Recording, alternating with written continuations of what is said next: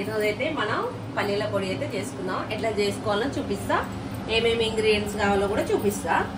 పల్లీలు అయితే కొన్ని తీసుకోవాలి, వాటిని ఫ్రై చేసుకోవాలని. అంతే, తెల్ల నువ్వులు, దానికి కావాల్సిన ఇంగ్రీడియంట్స్ వచ్చేసి దానికి సరిపడా కారం, కరివేపాకు మాత్రం చాలా ఎక్కువ వేసుకోండి, ఎందుకంటే పిల్లలు లంచ్లోకి ఎలాగూ తినరు, ఏరేస్తారు కాబట్టి. దానికి సరిపడా జీలకర్ర, ఎల్లిపాయ గడ్డలు. ఓకేనా? మరి ఇవన్నీ ఫ్రై చేసుకుందాం. పల్లీలు అయితే వేయించుకుందామండి. పల్లీలు అయితే మాడకుండా దూరంగా వేయించుకోవాలి. దీన్ని వేయించిన తర్వాత పొట్టు తీయాల్సిన అవసరం లేదండి. పల్లీలు మాత్రం ఇట్లా దూరంగా వేయించుకోండి, మాడబెట్టకండి. ఎందుకు చెప్తున్నంటే దూరంగా వేయించుకోమని, దీనికి పొట్టు తీయనమాట. అదే నువ్వులు వేయించుకోవాలన్నమాట. చూడండి, తెల్ల నువ్వులు, నల్ల నువ్వులు అయితే కొంచెం ఎగుతుంటాయి, పిల్లలు తినడానికి ఇష్టపడరు, అందుకని తెల్ల నువ్వులు చిటికలు ఎగుతాయి అన్నమాట. అంతేనా? చూడండి, కొంచెం లైట్గా దూరగా రాగానే, ఎర్రగా రాగానే తీసేయండి. ఇవి దూరగా వేగిన తర్వాత తీసి ఇట్లా మిక్సీలో పోసుకోండి. నెక్స్ట్ కరివేపాకు వేయించుకోవాలి. కరివేపాకుని మాత్రం ఆయిల్ లేకుండా ఫ్రై చేసుకోండి. ఆయిల్ అయితే మనం ఇంత చేసి కూడా వేస్ట్ అనమాట. అందుకని చెప్పేసి కరివేపాకు అయితే కొంచెం లైట్గా పచ్చి పోయేంత వరకు, కారం ముద్ద కాకూడదు కదా, అందుకని.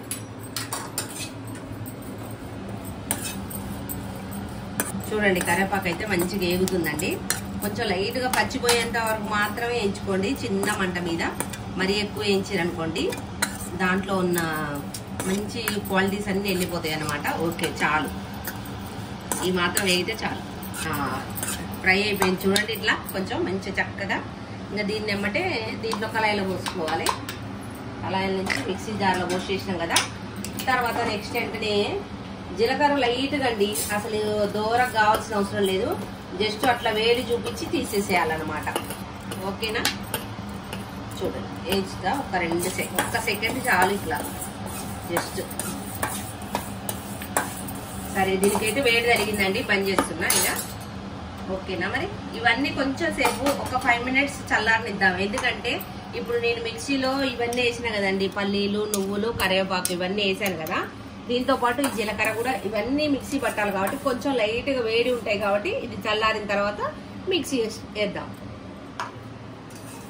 చల్లారిపోయినాయి అండి, మిక్సీలో వేసినవి అన్ని మంచిగా చూడండి గలగలా అయినాయి, చల్లారిపోయినాయి. ఇవి ఏమున్నాయి? పల్లీలు, నువ్వులు, కరివేపాకు.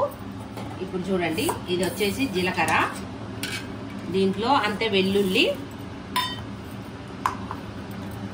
కారం. మనం దీనికి సరిపడి అంతా వేసుకోవాలి, నేను చూపించినంత వేయకండి.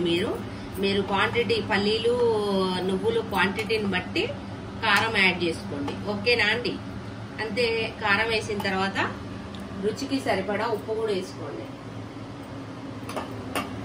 నేను పల్లీలకు సరిపోని వేసానండి, మీరేం కంగారు పడద్దు ఇంత కారం వేస్తుందని చెప్పేసి. అది ఉప్పు లేని కారం కదా, కొంచెం ఉప్పు ఎక్కువే పడుతుంది అనమాట.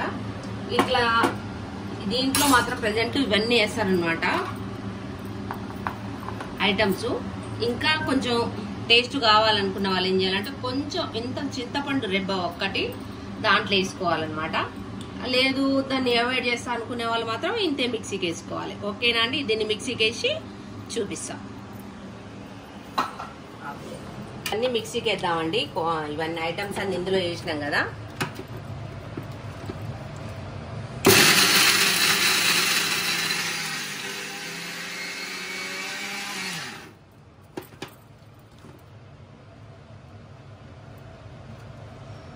ఇంకొకసారి మిక్సీ పడదాం, మంచిగా నీట్గా అవుతుంది అనమాట.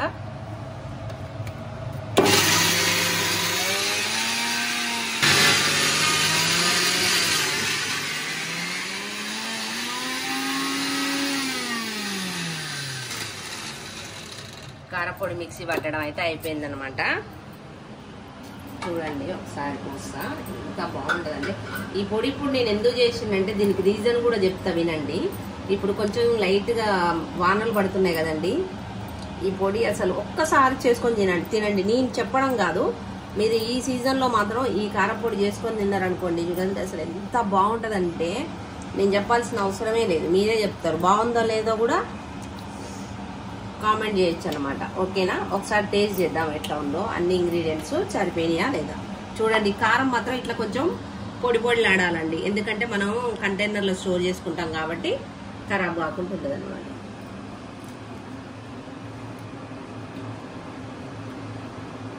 అన్ని సూపర్గా సరిపోయినాయండి. కాకపోతే ఇష్టం ఉన్న వాళ్ళు మాత్రం కొంచెం చింతపండు రెబ్బ మాత్రం వేసుకోండి. ఓకేనా?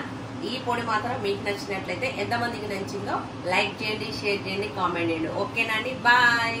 రేపు ఇంకో కొత్త వంటతో మీ ముందుకు వస్తాను. ఓకేనా?